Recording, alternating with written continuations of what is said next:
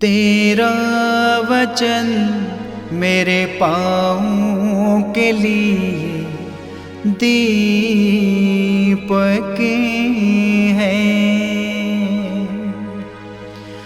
और मेरे मार्ग का उजियाला है। तेरा वचन मेरे पाँव के लिए दीपक है। गलातियों के नाम संत पौलुस का पत्र अध्याय 5 पद संख्या 1 से 6 तक। मसीह ने स्वतंत्र बने रहने के लिए ही हमें स्वतंत्र बना दिया है, इसलिए आप लोग दृढ़ रहें और फिर दासता के जुए में ना जुट जाएं। मैं पौलुस आप लोगों से ये कहता हूँ, यदि आप खतना कराएंगे तो आपको मसीह से कोई लाभ नहीं होगा। मैं खतना कराने वाले हर एक व्यक्ति से फिर कहता हूँ कि उसे समस्त संहिता का पालन करना है। यदि आप अपनी धार्मिकता के लिए संहिता पर निर्भर रहना चाहते हैं तो आपने मसीह से अपना संबंध तोड़ लिया है और ईश्वर की कृपा को खो दिया।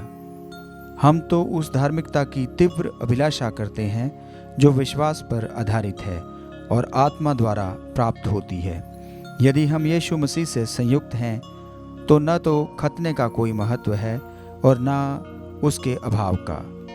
विश्वास का ही महत्व है जो प्रेम से अनुप्रेरित है। यह प्रभु की वाणी है। ईश्वर को धन्यवाद। भजन अनुवाक्य। हे प्रभु तेरा प्रेम मुझे मिलता रहे। अनुवाक्य। हे प्रभु तेरा प्रेम मुझे मिलता रहे। हे प्रभु तेरा प्रेम मुझे मिलता रहे, तू अपनी प्रतिज्ञा के अनुसार मेरी सहायता कर। अनुवाक्य। हे प्रभु तेरा प्रेम मुझे मिलता रहे।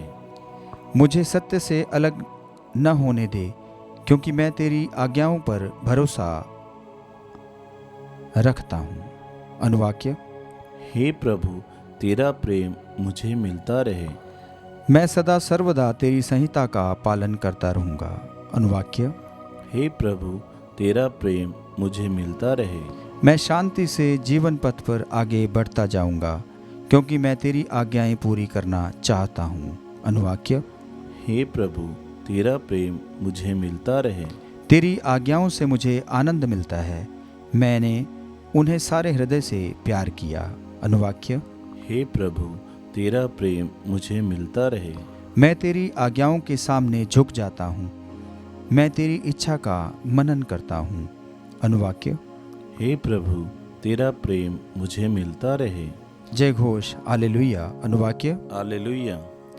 ईश्वर का वचन जीवंत और सशक्त है, वो हमारी आत्मा के अंतरतम तक पहुंच जाता है।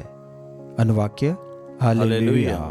संत लूकस के अनुसार पवित्र सुसमाचार अध्याय 11 पद संख्या 37 से 41।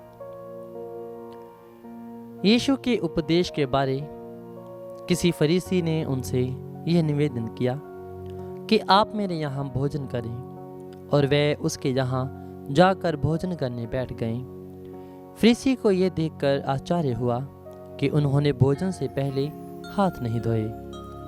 प्रभु ने उससे कहा, तुम फरीसी लोग प्याले और थाली को ऊपर से तो मांजते हो, परंतु तुम भीतर लालच और दुष्टता से भरे हुए हो। मूर्ख हो, जिसने बाहर बनाया क्या उसी ने अंदर नहीं बनाया? जो अंदर है उसमें से दान कर दो, और देखो सब कुछ तुम्हारे लिए शुद्ध हो जाएगा। ये प्रभु का पवित्र सुसमाचार है। ख्रीस्त की जय।